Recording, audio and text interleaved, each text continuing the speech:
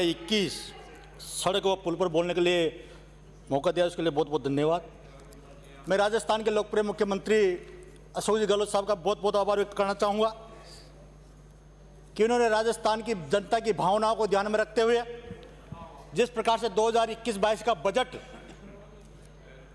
सड़कों पर 15,000 करोड़ से ऊपर खर्च करने का जो लक्ष्य रखा, हमारे लोकप्रिय मुख्यमंत्री जी की सोच है।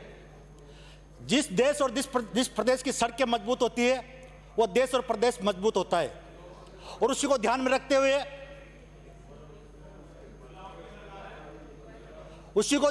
हुए विधायकों की भावनाओं को ध्यान में रखते हुए, बिना पार्टी पॉलिटिक्स को बीच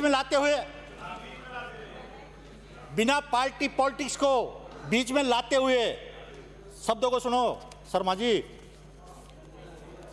माननीय सदस्य, विधानसभा में आसन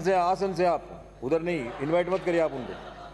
वो किसी भी विचारधारा के विधायक हो, नगर परिषद में 20 किलोमीटर, नगर निगम में 30 किलोमीटर, नगर पालिका में 10 किलोमीटर, हर विधानसभा में 5 करोड़ रुपए, और हर जिले में तीन सड़कें जो महत्वपूर्ण है, अधिकारियों से वहां के जनप्रतिनिधियों से पूछकर उसको इस बजट में लिया गया। मैं माननीय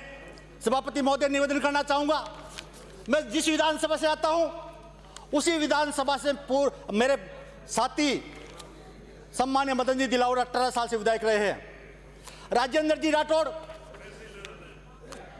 पीडब्ल्यूडी मंत्री थे, वसुंधरा जी मुख्यमंत्री थे, और दिलावर जी 2 बार मुख्यमंत्री मंत्री रहे। जिस सड़क से ये निकलते थे, जिस सड़क से प्रताप सिंह जी निकलते थे, जिस सड़क से वसुंधरा जी निकलते थे, और जिस सड़क से उनका वसुंधरा जी का सुपुत्र सांसद दुष्यंत जी निकलते थे, वो सड़क एक फीट के गड्ढों से इन लोगों को गुजरना पड़ता था, लेकिन इन्होंने उस सड़क पर ध्यान नहीं दिया। जब राजस्थान के चुनाव 2008 में हुए और वहां की जनता ने मुझसे आशीर्वाद दिया और राजस्थान के लोकप्रिय मुख्यमंत्री अशोक गहलोत बने, मैंने उनसे एक ही बात की कि मुझे मेरे क्षेत्र में कुछ नहीं चाहिए, लेकिन ये जो सड़क जो 12 से 1 लेना जाती है, इस पर इतने गड्ढे हैं, मुख्यमंत्री का इलाका है, 2 मंत्री रहे हैं, लेकिन उन्होंने इसके पेच वर्क नहीं किए। आप इसको स्वीकृत कीजिए। और उन्होंने पहले बजट में 122 करोड़ रुपए उस सड़क पे देखकर उसको आज इतना किया है कि इनको देखते उस पर शर्म आती होगी कि वास्तव में हमने 18 साल राज करने के बाद उस पर क्या किया। मैं माननीय सभापति महोदय निवेदन करना चाहूंगा, मेरे विधानसभा क्षेत्र में केवल 3-4 इंपॉर्टेंट काम है, क्योंकि कोटा से हमारा इलाका मध्य प्रदेश से जुड़ा हुआ है, और जो कोटा से सड़क चलती है, कोटा, बप्पा और कवाई, छबड़ा और धन्नावदा, वो अभी रिड कोर की सड़क है। अगर उसको स्टेट रिड कोर से एनएच में घोषित कर दिया जाए तो, क्योंकि वहां पर 2 बड़े बड़े प्लांट है, चाहे थर्मल की बात करो या अडानी की बात करो, उसके जो बल्कर है, जो बड़े बड़े टैंकर है, वो उससे निकलते हैं और सड़क खराब हो जाती है। मैं माननीय मंत्री महोदय को एक और निवेदन करना चाहूंगा, क्योंकि हमारी हाड़ौती की जो मिट्टी है वो काली मिट्टी है, वहां पर जो सड़कों का निर्माण किया जाता है वो सड़कें 2 या 3 साल में टूट जाती है। तो इसलिए वहां की जो मिट्टी की गुणवत्ता को ध्यान में रखते हुए इस प्रकार के एस्टीमेट बनाए जाए कि वो सड़कें कम से कम गारंटी पीरियड में चले। साथ ही मैं एक और निवेदन करना चाहूंगा, क्योंकि जब क्वालिटी को हम कंट्रोल करना चाहेंगे, क्वालिटी मेंटेन करना चाहेंगे, तो उसके लिए स्टाफ की अति आवश्यकता है। आज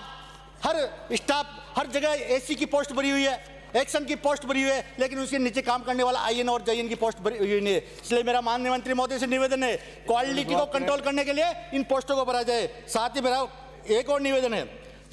माननीय मंत्री महोदय, क्योंकि मेरे विधानसभा क्षेत्र के बाद पास में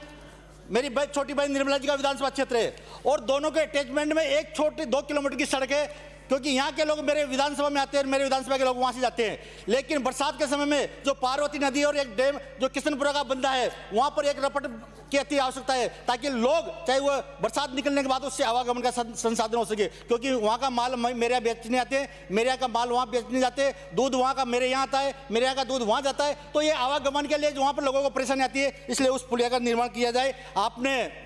इस बजट घोषणा आज की इस मांग पर मुझे बोलने का मौका दिया। मैं माननीय मंत्री महोदय से यही निवेदन करना चाहूंगा कि जो आपने बजट घोषणा की है वो समय पर पूरी हो। इसी भावना के साथ जय हिंद, जय भारत।